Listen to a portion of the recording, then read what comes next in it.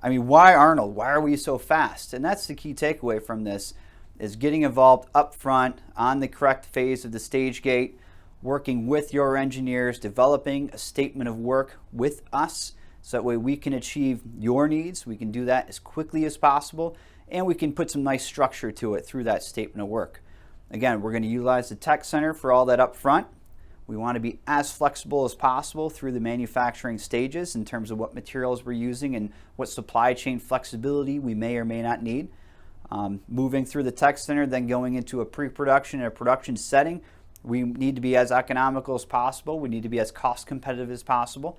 And that's why Arnold is really a great solution for your needs, because we are the entire supply chain from start to finish. I like to kind of call it a mind-to-motor type of product fulfillment that Arnold can do for you. So looking all the way from mining and processing, partnerships that Arnold has. We make our own magnets. We do all of our own sintering. So we go from that stage all the way to a system integration. So not just a magnet, not just a rotor, not just a stator. We do what I like to call an entire frameless motor solution for our customers.